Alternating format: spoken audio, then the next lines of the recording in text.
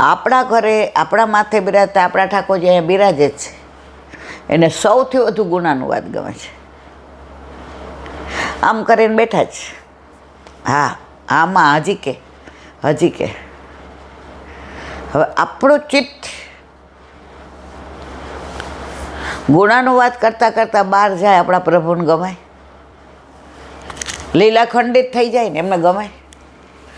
છતાંય આપણું ચિત્ત બહાર જાય છે એટલે આપણે અખંડ સત્સંગ નથી કરતા. વાત કરતા હોય તો ખંડિત થઈ જાય છે. કાચના વાસણ લાવ્યા હોય ને, એક કણી ખરી જાય ને તો એક ગ્લાસ 1200 રૂપિયાનો હોય. પછી આપણે કહીએ હવે મૂકી દેજો, આ પીતા આપણને બીજા કોઈને વાગી જાય. કણી આટલી જ ખરી છો, ખંડિત આટલો જ થયો છે, છતાંય કામનો ન રહ્યો. તો આપણો ભાવ ખંડિત થઈ જાય સેવામાં, સ્મરણમાં, સત્સંગમાં. તો મન મોતીને કાચ એકવાર તૂટે પછી નો સંધાય. મન મોતી અને કાચ એકવાર જેની યાર મન માયા લાગી ગઈ ને, અને પછી એણે દગો દીધો ને મન આપણું પેલું થઈ ગયું, પછી એ સાંધા થૂકના હાંધા. નાના હતા ને ઓલા કાગળ ફાટી જાય ને તો આપણને એમ થાય હવે આખી મારી નોટ બગડી જશે. નાના હોય ને પહેલાં તો પાટી પેન હતા, એકાદી નોટ હોય ને એમાંય રાજી થાય કે હા હવે આપણે નોટમાં ભણવાનું, નોટમાં લખવાનું. અત્યારે તો પાટીને પેન બધું વયું ગયું. પહેલાં પાટીમાં લખતા મગજમાં ઉતરતું હતું. અત્યારે નોટમાં લખીએ છીએ તો નોટમાં જ ઉતરે છે, મગજમાં નથી ઉતરતું. ટાઈપ મગજમાં થતું હતું, પાટીમાં લખતા મગજમાં ટાઈપ થઈ જાય એટલે લૂછી નાખતા હતા કે હવે મગજમાં ઉતરી ગયું એટલે રાખવાની જરૂર નહીં. પહેલાં ગોખતાય નહોતા, હવે નોટમાં ઉતારીએ એટલે ઘડી ઘડી ગોખવું પડે, કારણ કે મગજમાં નથી ઉતરું. ઓલું ભૂસાઈ ગયું એટલે પાટીમાં કે મગજમાં બરાબર પેક થઈ ગયું. આ નોટમાં એટલે લખવું, પરીક્ષા હોય ને એટલે બધા આમ હાલતા હાલતા 10 વાર વાંચે. આ તો મારે મોઢે કરવાનું છે, આ સૂત્ર તો બોલવાનું જ છે. પાટીમાં નથી લખ્યું, એમાં ભૂસો એટલે અંદર થઈ જ જાય. આ નોટમાં ઉતારા કરો એટલે પછી તમારે મોઢ, અમને તો યાદ નથી અમે કોઈ દી મોઢે કર્યું હોય, નેવર. સ્કૂલમાં ભણાવે, આવીને હોમવર્ક કરી લેવાનું, લેસન કહેતા હતા અમે, લેસન. જમી લઈએ એટલે બા એમ કે વાસણ ધોવડાવ. હું કહું કે ના મારે લેસન કરવું છે. હું બહુ જબરી દાંડ હતી, મને કામ કરવું ગમતું જ નહોતું. સારું તું ભણ. બિચારી બા એમ કે એકલી આટલા બધા વાસણ ઘસે, ધોવે, લૂછે ને ચડાવે. એનું કામ પતે ત્યાં આપણું લેસન થઈ જાય. પછી કે હાલો હોઈ જાઓ, એટલે થોડી વાર હોઈ જાય પાછા અને ઉઠીને રમવા.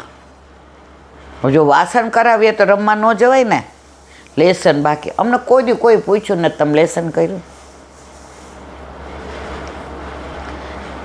એક્સ્ટ્રા ક્લાસ કે ટ્યુશન કે ઓલી શું ગાઈડો કે નેવર. અમે પાટીમાં ભણતા, મગજમાં ઉતરી જાય એટલે પાટીમાંથી ભૂસી નાખતા.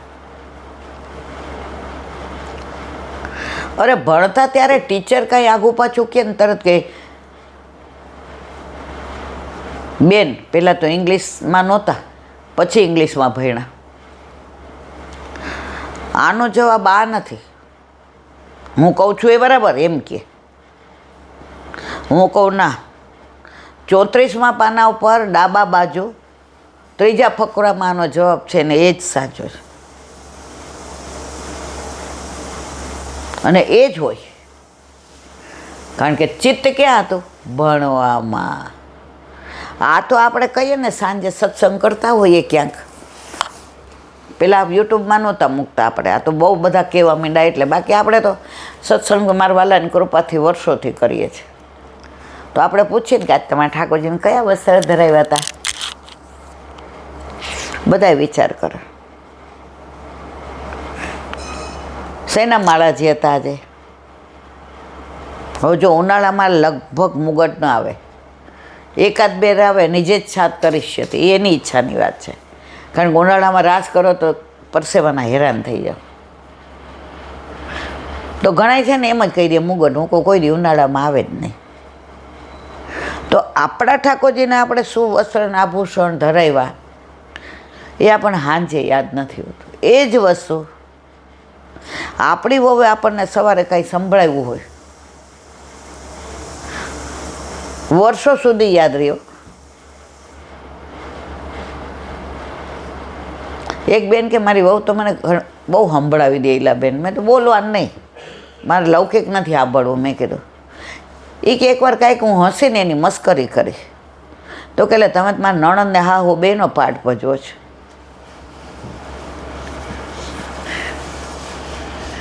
આ દુઃખ ક્યારે લાગે છે? આપણું ચિત્ત ઠાકોરજીમાં નથી ત્યારે. ઠાકોરજીમાં ચિત્ત હોય તો આ બધું સંભળાય નહીં ને સમજાય નહીં. એક મિનિટ તો ચિત્ત પરોવાઈ જાય ને પછી તમને શું આજુબાજુ થાય છે એ ખબર નથી પડતી.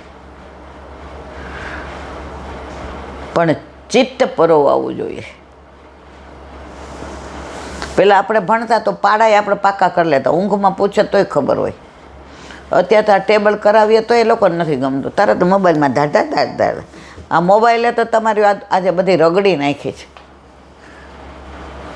મને બરાબર યાદ છે, આટલા બધા ફોન નંબર આપતા, 90% મને યાદ હતા. 90%.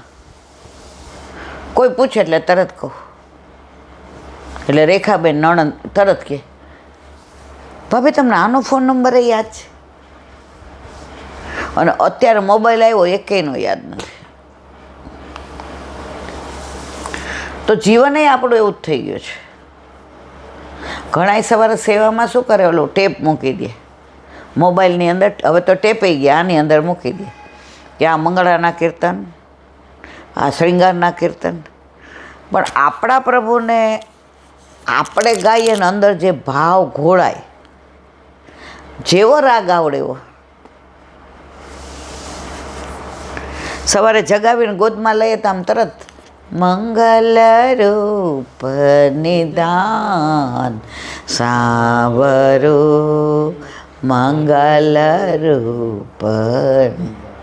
પછી રાગ આપણે બધા કાંઈ રાગીણી વાળા તો છીએ નહીં, પણ આપણે જે ભાવ વ્યક્ત કરો છો ઠાકોરજી જાણી ગયા. મારી બા મને બરાબર કહે છે શ્રૃંગાર કરીએ એટલે ભોગ શિંગાર મૈયા સુન મોકો શ્રી વિઠ્ઠલનાથ કે હાથ કુબાવે નીકે નિવાય શિંગાર કરત હે આછી રુચિ સુમોહી પાક બંધાવે તાતે સદાય ઉહાય રહત હો તું ડરી માખન દૂધ छिपावे ચિત્ત સ્વામી ગિરિધરન શ્રી વિઠ્ઠલ નિરખી નયન ત્રય તાપન સાવે. તો રાગ કદાચ ભલે ને પણ જે કેવું છે પ્રભુ સમજી ગયા.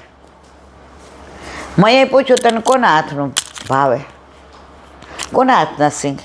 ભોગ શિંગાર, ખાવું ને શિંગાર તો વિઠ્ઠલ નાથ કે હાથે કો ગુસાઈજી મારા કાકાજી નીકે નિવાય શિંગાર કરતે. એટલા સુંદર મને માં સ્નાન કરાવે, ઉબટનો કરે, સુગંધી લગાવે, નીકે નિવાય શિંગાર કરત આછી રુચિ સમયે પાક બંધાવે. આમ મને સોહાય ને માં એવી સરસ પાક કાકાજી બાંધે ને મને જોઈને હું રાજી થઈ જાઉં. તાતે સદાય ઉહાઈ રહતો તું તો કાયમ ખીજાતી જોશો ને આમ બેસ, આંખમાં પાણી ન જાય, મારી સામું જો, તું ડરી માખણ દૂધ છીપાવે. તને પાછી બીક કે હું મારા માકડાને ખવડાવી દઈશ, મારા સખાને ખવડાવીશ, ધોળી નાખીશ, બધું છુપાવીને નાખે ને મારા કાકાજી તો બધું મારી પાસે જ મૂકી દે. ચિત્ત સ્વામી ગિરિધરના શ્રી વિઠ્ઠલ નિરખી નયન ત્રય તાપ ન સાવે. જેનો તાપ હોય છે ને, મને આખા કીર્તનનો ભાવ બહુ સુંદર છે. મારે કહેવાનો આશય છે, ઓલો મોબાઈલનો ગાતો હોય ને એમાં ભાવ ન હોય. આપણે ગાતા હોય ને તો આપણે ઠાકોરજી સામે નિરખીએ, ઠાકોરજી આપણા સામું જુએ, અને આપણે ગાતા હોય ઠાકોરજી આમ કરે. હા હા, અત્યારે તો ઓલા હમણાં એક જગ્યાએ ઓલા જબલું દેવા ગયા તો ઓલા હિંચકા ઉપર આમ ઓલો સ્વિચ દાબી દે એટલે હિંચકો હાલે, અને ઓલી કાંઈક બીજી સ્વિચ તો એની અંદર હાલડ આવે. દીકરો મારો લાડકવાયો દેવનો દીધેલ છે, વાયરા રે તમે ધીમા વાજો બુઢી ગયેલ છે. મને કે આવો આવો ઈલા આંટી અંદર આવો. મેં તો જોયું તો ઓલું હાલે, અને મેં કીધું આ તો બધે આવું જ છે. એટલે મેં તો આ મને કે હવે એવા ઘોડિયા નીકળેલા આંટી, આપણે કંઈ કરવાનું નહીં, સ્વિચ જ દબાવવાનું. મેં કીધું છોકરાઓ પછી આપણને સ્વિચની જેમ જ રાખે. ઓલા તો ગાતા હોય ને, આપણે આમ થાપ દેતા હોય તો આપણી સામું હસે, આપણી સામે જોવે, આપણે એને વાલ કરીએ. ઘણીવાર મને તો યાદ છે ને, આમ ઘોડિયું આમ થતું હોય ને આપણે આમ હશે ને તો આમ લઈ અને ઘોડિયા હોતું વાલ કરી લઈએ, આમ છાતી સરસું ચાપી દઈએ. તો અંદરનું એને જે પ્રેમ લાગણી વાત્સલ્ય એ ફીલ કરે. અને ઓલા દાંત ન હોય ને તેવું બોખું બોખું હશે ને એવું પરાણે વાલું લાગે ને. અને પછી સુવે નહીં ને, જો રમતે ચડી જાય ને તો આપણે થાપ મારીએ. એ મારવાની થાપ ન હોય, વાલની. હવે સૂઈ જા, મારે ઘણા કામ છે, પછી ઓફિસ જવું છે. અને જાણે સમજતો હોય ને એમ થાપનો ભાવ સમજી અને સૂઈ જાય ને પછી એના પર આપણે ઓઢાડી દઈએ. આ જે ભાવ છે ને વાત્સલ્ય, એ પછી એ મોટા થાય ને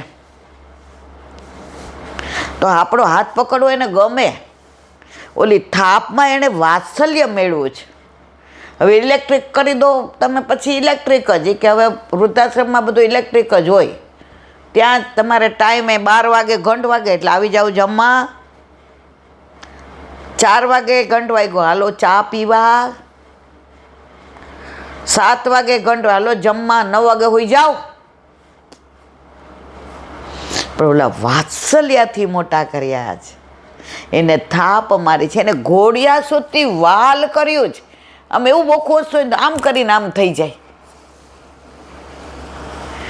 એમાં જે વાલ છે ને વાત્સલ્ય, વાત્સલ્ય શબ્દ ત્યાંથી આવ્યો. ઓલી ગાયને વાછરડું આવે ને તો લોહી લોહાણ હોય. તમે જોજો, એ અડવાઈ ન દે, આપણી ગાય છે.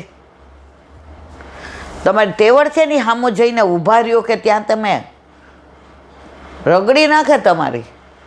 એ વાછરડાને એવું ચાટી ચાટીને ચોખ્ખું ચણાક કરે કે આપણે નવડાવીએ તો એવું ન થાય. ગાયના વાછરડાને કહેવાય વત્સ. આ લઈ વાત્સલ્ય માં જે ચાટી ચાટીને ચોખ્ખું કરે ને એને વાલ કરીને કે જીભથી કર્યો, પગથી કરે તો નખ વાગી જાય. એને જીભથી ચાટી ચાટીને એને ચોખ્ખું કરે. અને ઓલું આમ એને આમ એવું ફીલ સરસ કરે ને. પણ એની માં સિવાય તેવડ છે ડૉક્ટરની કે ત્યાં જઈ શકે એ. અને એ વાછરડું એ બને વાત્સલ્ય કહેવાય. એટલે માનું શું કહેવાય? વાત્સલ્ય ભાવ. આપણે યશોદાજીનો વાત્સલ્ય ભાવ કહીએ છીએ, ગોપીઓનો માધુર્ય ભાવ છે. ઘણાને ઠાકોરજીમાં વાત્સલ્ય ભાવ હોય, ઘણાને માધુર્ય ભાવ હોય. હવે એ માએ વાત્સલ્ય આપ્યું ને ગાય માતાએ, તો હજારોના ટોળામાં ગાય ચરવા ગઈ હોય અને હજારોની ગાયમાં પાછી આવતી હોય, એમાં એનું વાછરડું દોડતું આવીને એને ધાવવા મળશે. એ 999નું હામુય નહીં જુએ. એને 999માં જ રસ રહે એની માં.